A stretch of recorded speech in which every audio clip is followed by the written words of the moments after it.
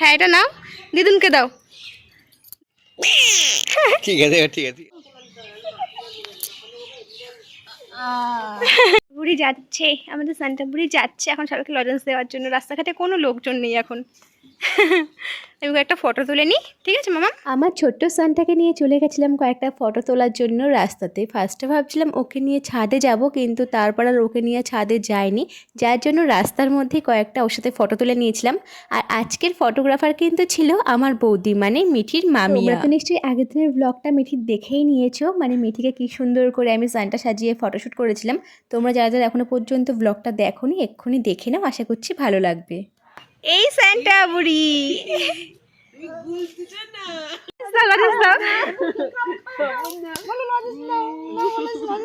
অনেক আছে আমার। তাকাও এ মাম্মাম,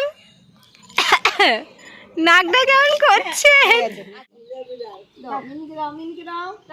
দাও দাও,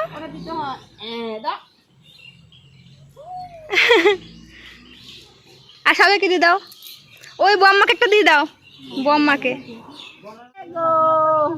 বম্মাকে দিয়ে দাও একটা।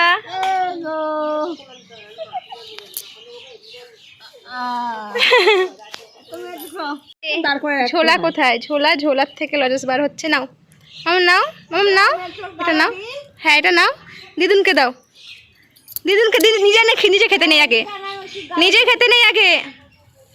বড় বাবাকে দেয়নি। বড় বাবা কই? এই তো বড় বাবা চলে এসেছে।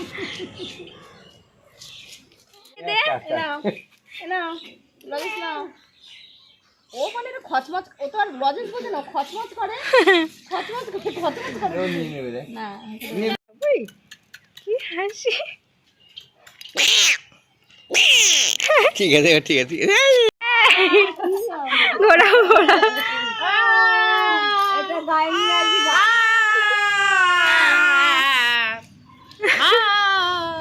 এটা সিংহাজি গান। এই তো হাত পাতো।